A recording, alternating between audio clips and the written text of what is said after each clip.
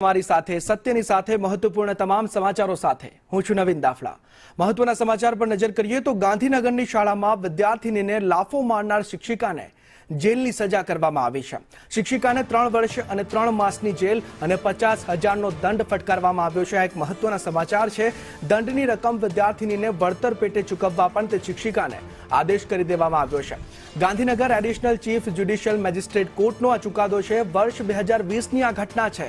ધોરણ 9ની વિદ્યાર્થીનીને શિક્ષિકાએ લાફો માર્યો હતો તેમાં આ સમાચાર અત્યારે સામે આવ્યા છે। આજ મુદ્દે આપણી સાથે હસમુખભાઈ ચૌધરી જોડાયા છે જે સરકારી વકીલ છે। હસમુખભાઈ, આ શિક્ષિકાએ વર્ષ 2020માં તે વિદ્યાર્થીનીને લેસન ના કરવા જેવી બાબતે લાફો માર્યો હતો ને તે શિક્ષિકા લાફો મારતા તે વિદ્યાર્થીનીને સાંભળવાની અસર થઈ હતી। શું છે વિગતો આ મુદ્દે? 2020 સ્કૂલની અંદર શિક્ષકતા એમને બાબતથી કિંજબેન લાફો મારેલો જે કાનનો પડદો તૂટી ગયેલો અને એ બાબતે એના પિતા ફરિયાદ આપેલ। ત્યારબાદ પોલીસે સીડ કરી એનો કેસ નામના કોર્ટમાં ચલાવવો પડ્યો।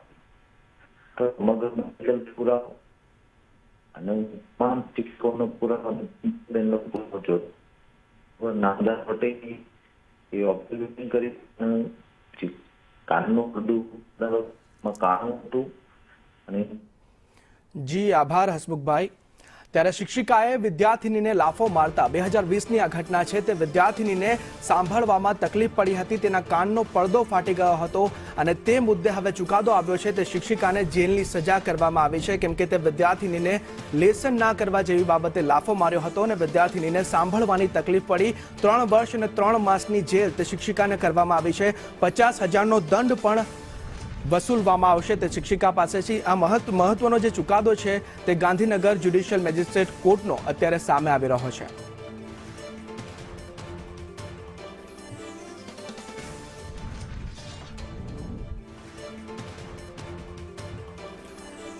આજ મુદ્દે સંવાદદાતા નિર્મલ અમારી સાથે જોડાયા છે। નિર્મલ, આ મુદ્દે શું છે વધુ વિગતો? શિક્ષિકાને જેલ કરવામાં આવી છે, દંડની રકમ પણ વસૂલ કરવા આદેશ અપાયા છે। શું છે વિગતો નિર્મલ?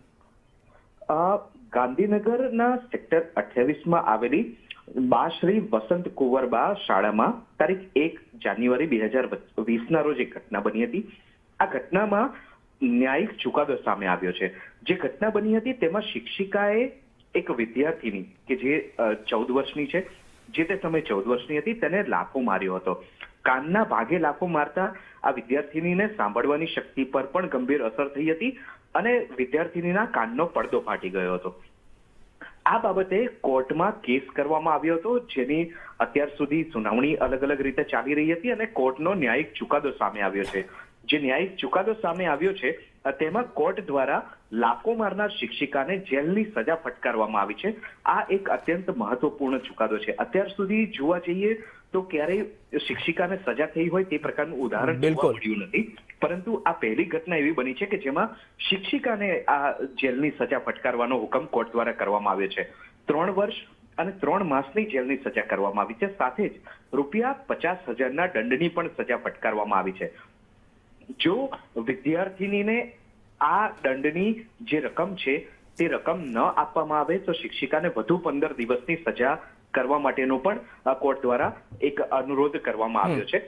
સાથે જ આ જે દંડની તમામ રકમ છે તે તમામ રકમ વિદ્યાર્થીનીને આપવા માટે કોર્ટ દ્વારા આદેશ કરવામાં આવ્યો છે। અત્યંત મહત્વપૂર્ણ આ ચુકાદો છે કે જે ઉદાહરણ રૂપ ભવિષ્યમાં બની શકશે।